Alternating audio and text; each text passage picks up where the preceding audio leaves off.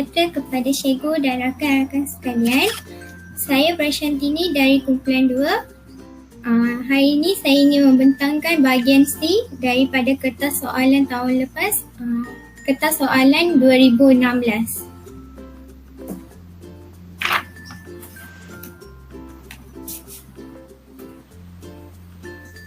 Okey, sebelum kita masuk kepada soalan, kita pergi kepada dulu apa itu bahagian C. Bahagian C ni dalam semester 2 pengajian am, bahagian C dia ada 2 soalan.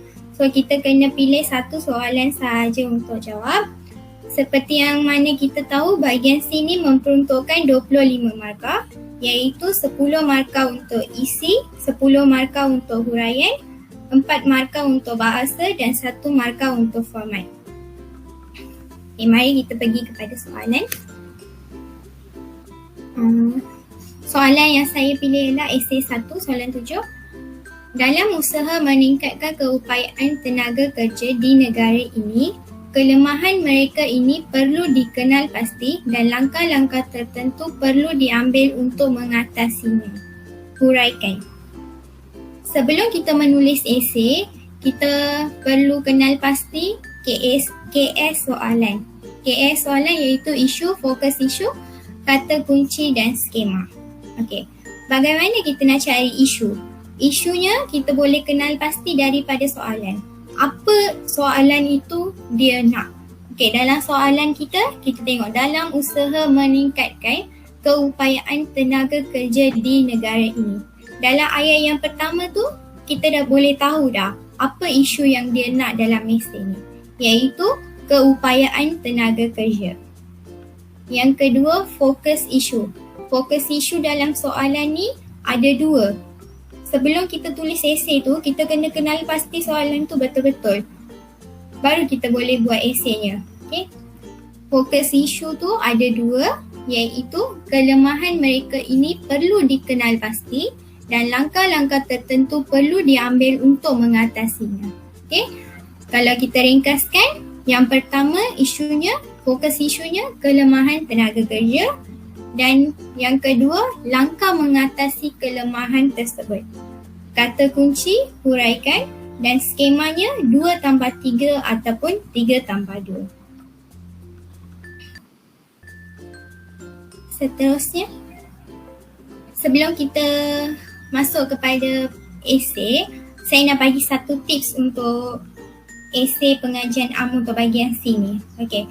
Seperti mana yang kita tahu, bahagian C ni eseinya, panjang eseinya antara 300 hingga 350 patah perkataan. Kalau kita nak buat esei tu dalam anggaran 350 tu, kita boleh bahagikan 350 tu kepada 7. 7 tu maksudnya 7 perangan termasuk pendahuluan dan kesimpulan. Okey, kalau kita bagikan 350 kepada 7, kita dah boleh dapat 50. So maksudnya satu perangan tu kita anggarkanlah kita buat patah perkataannya 50 patah perkataan. So maksudnya 7 perangan tu kita boleh dapat 350 dalam anggaran. Itu tipsnya.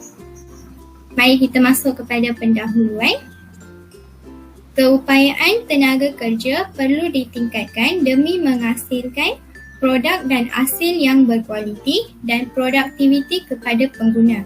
Bagi meningkatkan keupayaan tenaga kerja, kelemahan dan langkah untuk mengatasi kelemahan tersebut perlu dikenal pasti.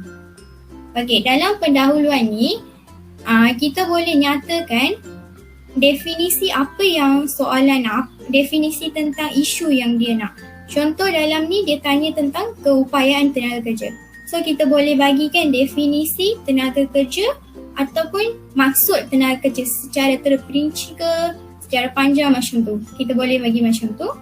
Yang kedua, dalam pendahuluan tu kita kena nyatakan apa soalan tu nak. Contoh dalam ni, soalan ni nak kelemahan dan langkah mengatasi kelemahan tersebut.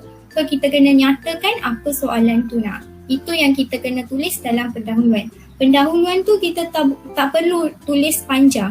Dia macam ringkas-ringkas je pun cukup. Okay? Kita pergi kepada kelemahan. Dalam kelemahan ni saya pilih 3 isi. Isi pertama, Kemahiran dalam bidang teknologi yang lemah. Huraiannya, kualiti pengeluaran terjejas kerana penguasaan teknologi moden yang lemah dalam kalangan tenaga kerja. Kemahiran ICT yang rendah dalam kalangan tenaga kerja menjejaskan daya produktiviti yang dikawal menggunakan komputer. Hal ini kerana mereka tidak mempunyai pengetahuan yang dalam tentang teknologi moden hari ini. Kesannya, mereka akan menghasilkan produk yang tidak berkualiti tanpa teknologi moden. Okey. Dalam ni, kita kenal pasti kelemahan keupayaan tenaga kerja. Sebab apa keupayaan mereka tu lemah? Sebabnya, tenaga kerja tu, pekerjanya tak ada kemahiran teknologi. Sekarang ni, negara kita teknologinya dah canggih sangat. Tapi ada juga individu, dia tak mahir lagi dengan teknologi yang ada. So kalau pekerja tu, dia pergi kerja kat kilang ke syarikat besar-besar, dia kena tahu kemahiran tentang teknologi tu. Baru dia boleh menghasilkan produk yang berkualiti dan yang canggih kepada pengguna. So kalau pekerja tu, dia lemah dalam bidang teknologi, so maksudnya dia tak boleh mampu menghasilkan produk yang berkualiti kepada pengguna. Itu isi pertama, kelemahan. Seterusnya, isi yang kedua, kemahiran berkomunikasi yang rendah. Dalam kalangan tenaga kerja, terdapat ramai daripadanya yang masih tidak mesra berkomunikasi dengan yang lain. Keupayaan berkomunikasi dengan efektif secara bertulis atau lisan juga rendah dalam kalangan tenaga kerja. Hal ini menjejaskan keupayaan untuk meyakinkan pihak yang berkepentingan. Sekiranya hal ini berterusan, maka produktiviti dalam kalangan pengguna akan semakin berkurangan. Okey. Kelemahan yang kedua adalah kelemahan dalam kemahiran berkomunikasi yang rendah. Kita kat negara ni, kita kena ada kemahiran berkomunikasi yang betul lah, yang cara yang betul. Kalau kita dekat tempat kerja tu, kita kena mesra dengan pekerja yang lain. Kalau kita mesra dengan pekerja yang lain tu, maksudnya tempat kerja tu pun macam selesa lah untuk kita. Lagipun kalau kita berkomunikasi dengan lain macam happy, macam gembira, so pihak atasan pun dia akan sukalah ambil pekerja yang mesra macam tu. Okay?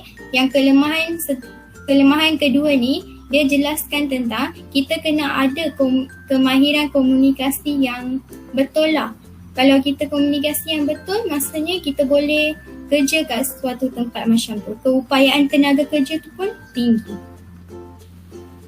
Isi yang ketiga, peluang latihan yang terhad. Tenaga kerja kurang diberi latihan yang sesuai demi meningkatkan produktiviti. Dari sudut yang lain, tenaga kerja pula enggan menyertai sebarang latihan untuk meningkatkan daya saing dan kompetensi dalam bidang kerja masing-masing. Walaupun mereka ada yang menyertai latihan, mereka masih tidak begitu mahir dalam bidang tertentu. Okay. Sebelum kita kerja kat suatu tempat, kita perlu ada kemahiran dalam kerja tu. Contoh kalau kita nak menghadapi peperiksaan tu, kita kena ada persediaan dulu, baru kita boleh buat exam tu betul-betul. Kalau kita tak ada persediaan, kita tak boleh buat betul-betul. Macam tu juga kerja. Kalau kita nak kerja kat suatu kilang, kita kena tahu apa kerjanya, kita kena mahir dulu. Kalau kita tak mahir, kita tak boleh buat kerja tu betul-betul. Okay? Peluang latihan yang terhad ni, pekerja tu memerlukan latihan. Kalau tak ada latihan, dia tak boleh menghasilkan kualiti. Okay? Macam tu. Isi yang ketiga ni menerangkan kelemahannya peluang latihan yang terhad. Tenaga kerja tu tak ada latihan yang cukup, maksudnya dia tak boleh menghasilkan produk yang berkualiti. Itu saja daripada saya. Assalamualaikum warahmatullahi wabarakatuh. Saya akan meneruskan pembentangan Prashanti ni tadi. Okey. Seterusnya terdapat langkah untuk mengatasi kelemahan keupayaan tenaga kerja. Yang pertama, meningkatkan inovasi dan produktiviti, iaitu memberi peluang kepada tenaga kerja untuk mempamerkan kemahiran menghasilkan produk secara kreatif dan inovatif. Seterusnya, meningkatkan penyelidikan dan pembangunan yang berorientasikan serkaan baharu yang berinspirasi tinggi. Malah mereka juga perlu memberikan kesempatan untuk menunjukkan kelebihan yang mereka ada. Seterusnya, memberi kaunseling dan motivasi. Motivasi pekerja dapat ditingkatkan melalui sesi ceramah dan semangat berpasukan supaya mereka dapat meningkatkan keupayaan tenaga kerja mereka dan sesuatu kerja yang mereka akan lakukan. Majikan juga perlu menyediakan kemudahan kaunseling untuk meningkatkan motivasi tenaga kerja. Selain itu, memberikan mereka lebih konsisten pada diri dan mempunyai keyakinan yang mendalam. Akhir sekali, kesimpulannya, tenaga kerja yang mahir dan mampu menyesuaikan diri dalam dalam semua keadaan, seterusnya menghasilkan produk yang bermutu dan berinovasi. Akhir sekali, produktiviti yang bermutu akan meningkatkan ekonomi dan seterusnya memajukan negara.